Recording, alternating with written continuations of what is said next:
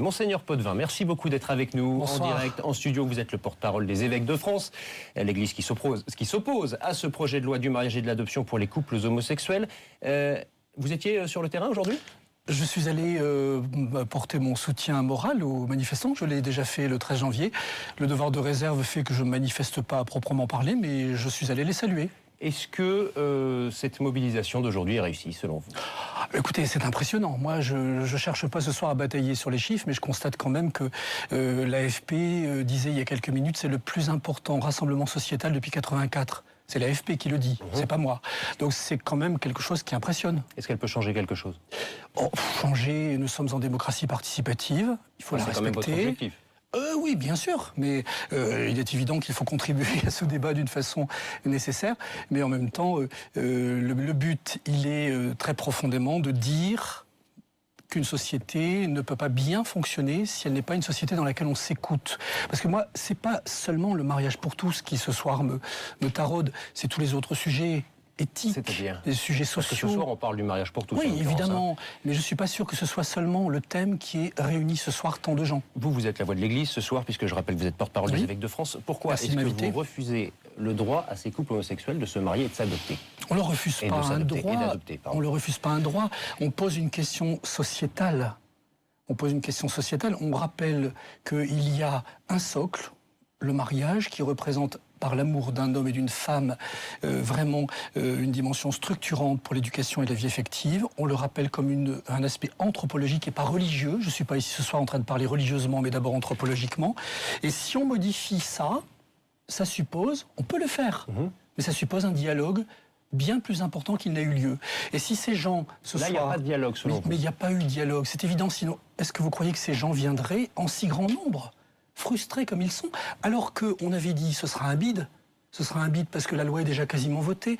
On avait dit il y aura la concurrence des rameaux, il y aura des météos défavorables. On avait dit ce soir il n'y aura personne. Je suis désolé. Il y a en plus, dans ces centaines de milliers de personnes, il y a un nombre considérable de jeunes couples. C'est pas des vieux qui sont là. C'est pas des vieux, c'est pas des ringards. Beaucoup de jeunes couples sont présents ce soir. Est-ce que vous trouvez normal que certaines paroisses appellent à manifester ? L'Église est quand même très engagée dans le débat. Attendez, l'Église est très engagée dans le débat, mais d'abord, je crois que les catholiques sont aussi des citoyens, ils ont ce droit de l'être. Et puis, les paroisses ont vécu chacune très diversement l'appel. Je peux vous nommer aussi beaucoup d'autres paroisses où il y a eu du débat tout à fait légitime pour ne pas appeler à manifester. Et entre catholiques, ça débat, tout le monde n'est pas d'accord. Moi, je suis aussi redevable d'une diversité entre catholiques. Vous voyez, je vole même au secours de la question que vous me posez en disant que des catholiques ne sont pas favorables à toutes ces convocations. Donc je me dois aussi, moi, de servir cette communion entre les catholiques. Comment est-ce que l'Église peut lutter contre ces évolutions de société ? Mais c'est pas une lutte contre des évolutions, parce qu'on on nous présente toujours... Là, c'est un combat. Là, il y avait des dizaines de milliers de personnes qui sont venues lutter cet après-midi. Oui, mais c'est pas l'idée d'être contre. Il faudrait regarder ce pourquoi nous sommes. Et puis, c'est pas l'Église qui est là ce soir sur ces reportages. Est-ce que je peux me permettre de rappeler... Non, c'est pas l'Église. Il n'y avait pas de col romain. L'Église était invisible, mais elle est largement... le texte du grand rabbin Bernheim, il y a quelques semaines, c'était bien le grand rabbin du judaïsme qui s'exprimait avec la notoriété que nous lui connaissons. Si vous saviez le nombre aussi de diagnostics datés qui nous ont apporté des contributions très intéressantes sur cette question. Les 170 juristes qui ont écrit aux sénateurs, là, une lettre ouverte, ils sont pas forcément cathos. Ils expriment des réserves juridiques. Tous ceux qui parlent, Dominique Baudis, au nom de sa responsabilité de défenseur du droit, qui a exprimé des réserves, et je pourrais citer comme ça quantité d'autres intervenants qui ne sont pas des cathos. C'est pas... Alors, pourquoi toujours voir l'Église ? Concrètement, je pense notamment aux homosexuels catholiques qui peuvent peut-être se sentir exclus aujourd'hui. Concrètement, qu'est-ce que l'Église peut proposer ils ne le sont pas. Aux couples homosexuels ? Mais ils ne le sont pas. D'ailleurs, certains se sont exprimés dans la journée, et moi je redis ce soir à quel point j'exècre l'homophobie. Je lutte contre l'homophobie.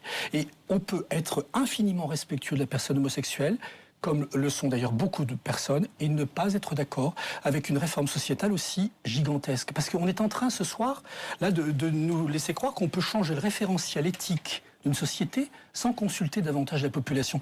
Vous savez, ces gens-là qui sont venus... Vous demandez un référendum, en fait. Mais le référendum, je ne suis pas un fan du référendum, parce que le référendum... C'est un bon moyen de consulter la population. Oui, c'est vrai que c'est un bon moyen, mais en même temps, c'est un peu binaire, le référendum. Je ne suis pas sûr que ce soit le référendum qui soit la seule réponse, parce que qui poserait la question et quelle serait la question qui apparaîtrait, ça aussi, on peut... Est-ce que je ne suis pas sûr que la France ait une culture référendaire énormément développée, mais ça, c'est un autre débat. Mais moi, je dis simplement ce soir, est-ce qu'on peut s'écouter un peu? Est-ce que vous avez en mémoire ce sondage de décembre 2012 où il est redit que pour les Français, il est prioritaire de redévelopper la France au niveau industriel à 56% et il n'est prioritaire de faire cette réforme qu'à 7%. À 7%. Et moi, je pose simplement une question ce soir. Si vraiment... Là, le mariage pour tous était tant attendu par les Français qu'on ne le dit.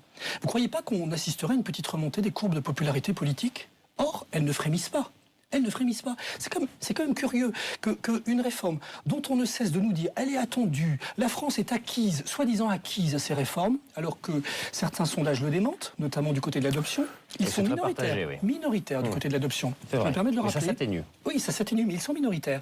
Et je constate que les courbes de popularité, depuis que l'Assemblée nationale a approuvé le projet de loi, n'ont absolument pas bougé en faveur de ceux qui les ont proposés. C'est quand même étonnant. En quelques secondes, vraiment très rapidement, est-ce que vous appelez à continuer la mobilisation contre la possible autorisation de la PMA d'ailleurs sur la famille? Bien sûr qu'il y a une vigilance, parce que ça forme un tout. La PMA, la GPA et quantité, et d'autres sujets, la fin de vie.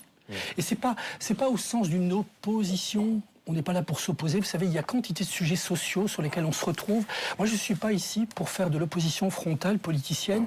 Je suis venu ce soir, et merci de m'avoir invité, parce que je représente plus une autorité morale et religieuse dans ce pays. Et je souhaite la cohésion sociale. Elle doit être importante, la cohésion sociale. Et je déplore que malheureusement, elle soit clivée aujourd'hui. Merci beaucoup, Monseigneur Bernard Potvin, porte-parole donc des évêques de France. Vous étiez en direct avec nous.